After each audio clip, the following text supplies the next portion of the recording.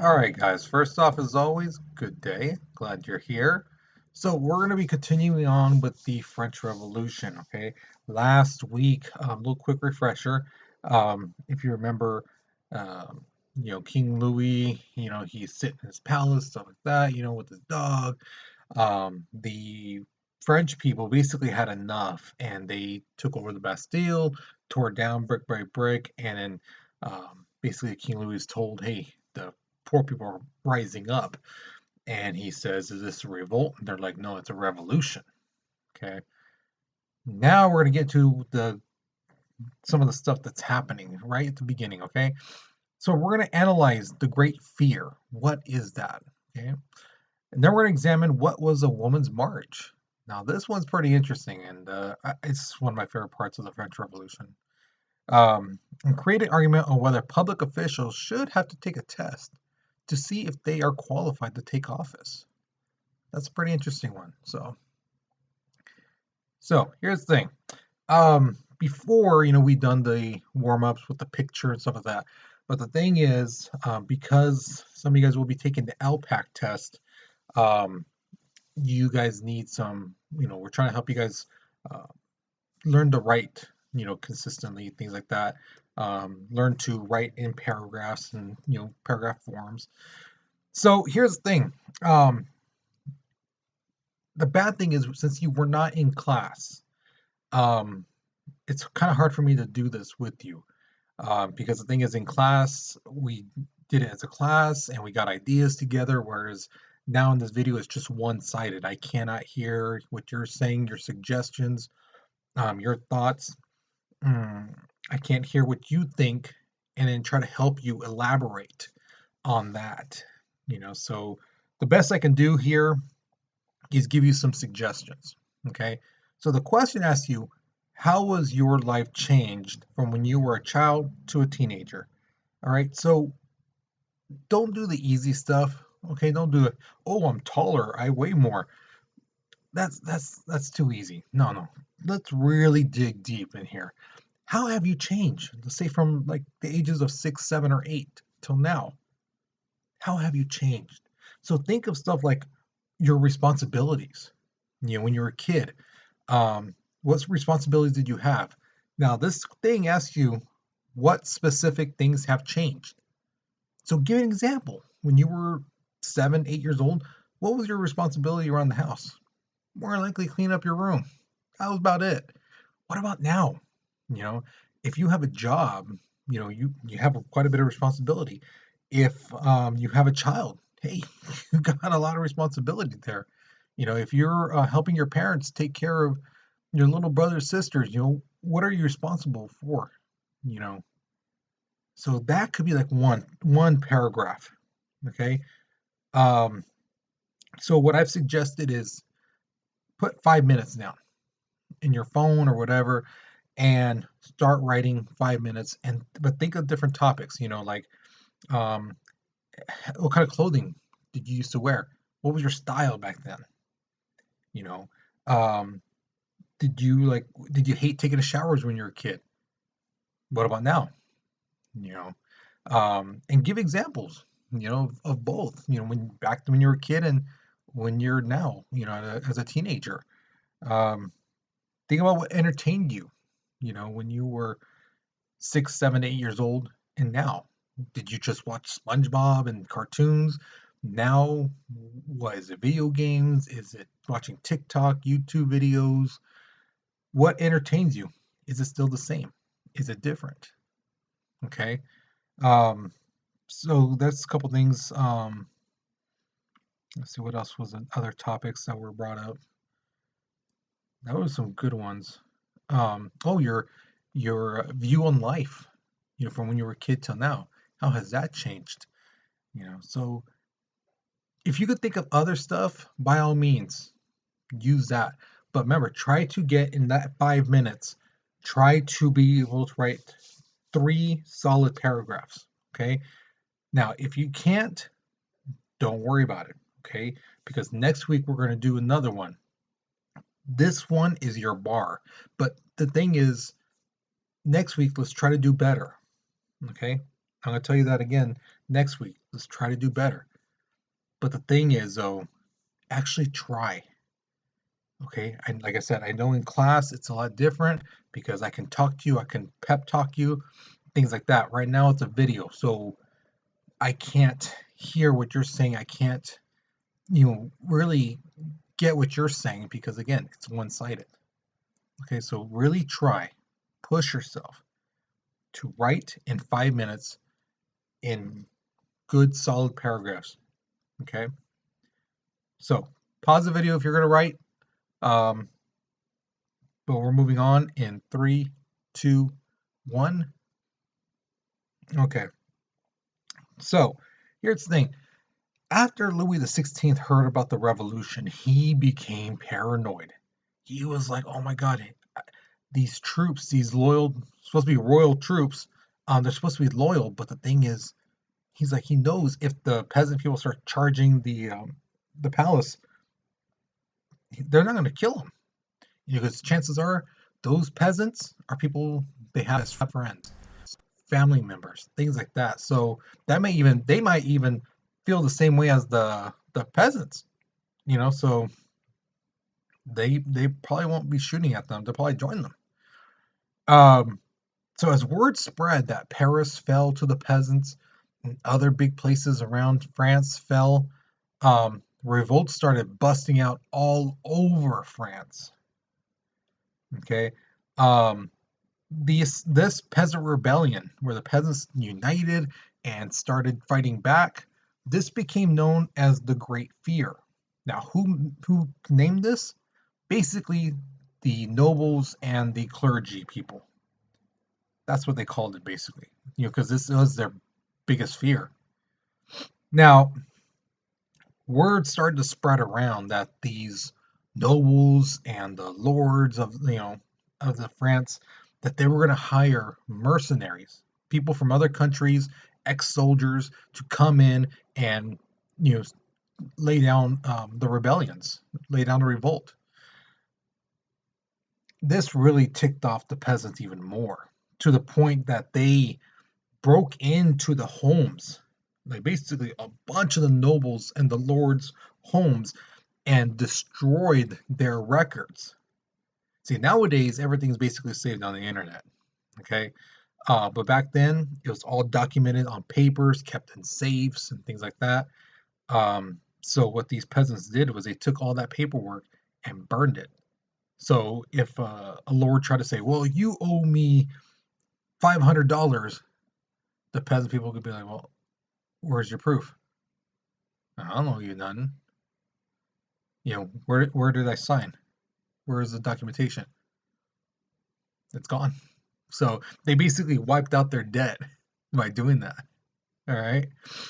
Um, Now, some of the French guards actually left their post. They're like, you know what? I'm not dealing with this. So they left where they're supposed to be protecting, nobles' homes, very important places where the rich people were, stuff like that. And they're like, you know what? No. In fact, some of the guards even joined in on the revolution. They're like, you know what? We're sick of this too. Why are we protecting these guys? They treat us like crap. They treat you guys like crap. So why bother trying to save them? Why bother protecting something that they didn't even know my name? So a lot of people were feeling it. So here's my first question for you. The rich and powerful fear the poor people uprising, right, during the French Revolution. What do you think that the rich and powerful people today fear? What do you think is their biggest fear right now? You know, Again, it's a prediction. It's based off what hear, what you things like that, and seeing how you have eyes, you have ears, you've heard stories of how these people live and things like that, what kind of stuff they have. What do you think they are fearful of? What do you think they are really scared of? Okay. So go ahead, write your ideas down. Um, Pause the video because we're moving on in 3, 2, one. So August 4th, 1789, the National Assembly gets together and basically says, you know what, these nobles and clergy people, you know what, they had a good run. We're going to abolish all their privileges.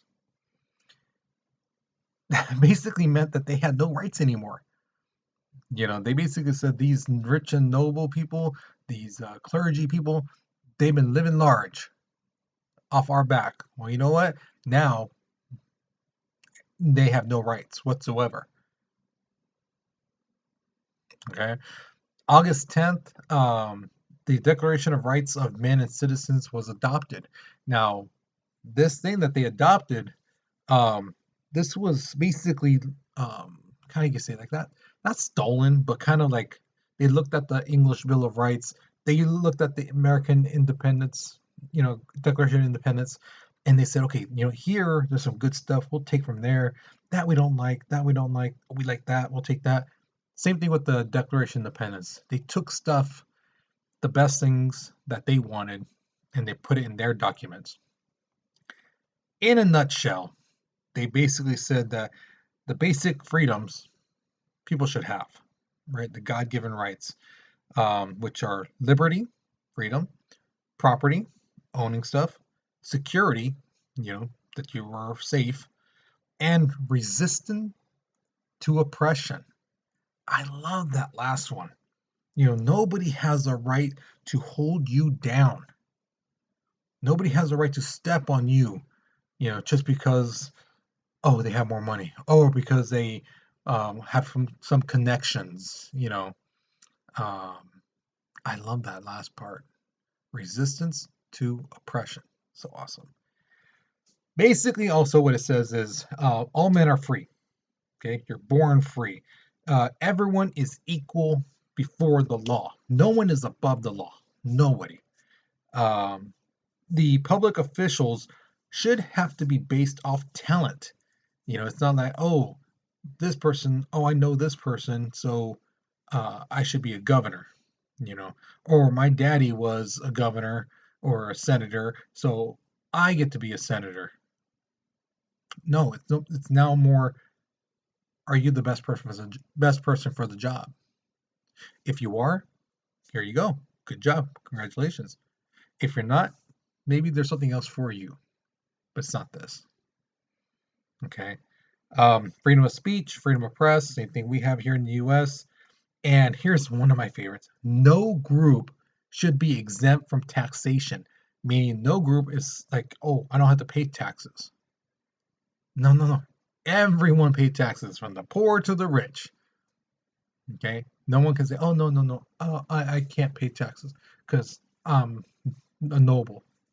Forget that. You're paying taxes. So, with that laws being set and stuff like that, King Louis basically refused to accept those laws and rules. And what happened was he took off, went from one palace to another, right? Now, this is where it gets really awesome. Thousands of women basically got weapons, anything they can get their hands on, broomsticks, lances, pitchforks, swords, pistols, whatever. They even took, um, uh, I believe there was like two cannons. They even took cannons. They went and marched to where Louis was in his palace and in Versailles, and they basically like went to the front gate and plowed through it and went to him and told him, children are starving. You do realize that, right? People are starving out there. Children are starving, and that's unacceptable. That's unacceptable. And you leaving and saying, "Oh no, I don't accept those rights," that makes you look like a real jerk. So you need to go to Paris to show your support for it, or else people are going to kill you. Now Louis accepts. He says, "Okay, I'll go with Paris. Go to Paris with you guys." Now, whether he did it because he felt, oh, that's the right thing to do. Oh, yeah, I should do that. These ladies make sense. Or the fact that there's thousands of women with weapons right in his face. You know, who knows why he did it, but he did it. He got in a carriage. They went back to Paris, right? And people are just like, "Oh, there's King Louis, this and that," and he's basically saying, "Oh, look at guys, I came back from Versailles here to Paris, but I brought some flour, for your bread, because remember, bread was like the minimum thing that people ate there. If they didn't eat meat, they didn't eat vegetables or whatever. The only thing they could have then was bread, because bread was like the cheapest thing. All right. Um, so he brought wagon loads of flour that was in his palace. Remember, the rich people are living large. So he has all this flour to make bread and stuff like that. He basically brought it to the people. Okay. Now, what he may or may not have known was that he was basically setting himself up to be a prisoner. Him, his wife, Marie Antoinette, and their son were basically prisoners in Paris. Watched almost the whole time through by the French people. They were surrounded. Okay. So here's my question. Put yourself in King Louis's shoes. What would be your next step, right, to avoid any more attacks or demands from the French people? So, in other words, what would you say or not say? Or what would you do or not do? You know? So, like, a great example that I always give is like, when a girl says to, a guy, do I look fat in this? You're supposed to say, no, my God, no, you look beautiful. Oh, you look stunning. Oh, you're breathtaking. Stuff like that. You don't go, from this angle, I can see why you think that. Yeah, you know, hmm or heck yeah, whew, girl, you fat. No, you don't do that. All right. Um, so again, put yourself in King Louis's shoes. What should he not do, or what should he try to do to get people to kind of loosen up? Or what should he try to avoid to do so that people don't think he's trying to do something, be suspicious, of him? Or what can he say to bring down the tension? Or what shouldn't he say that might get people angry and want to do something to him or his family? Okay, so I'm kind of leaving it open to you. What do you think he should? What should he say, shouldn't say, or what should he do or shouldn't he do? Okay, because remember, he provided the bread, the flour. That's a good step, right? Saying, here's some flour, make some bread. You know, I'm trying to do this for you guys. That's a good step. So, what else do you think he could do? Okay, so pause the video if you're still writing, but we're moving on in three, two, one. So now we've come to the exit ticket. So, do you think King Louis would have gone to Paris if men had marched instead of women? So if instead of women coming through, with weapons and stuff, if it was men coming through, thousands of men instead of thousands of women, do you think he would have left, or do you think he would have just stayed there and resisted? What do you think? Do you think it mattered what sex was there? And then the second question is, do you think our public officials should have to take a test to see if they're qualified to take office? Why or why not?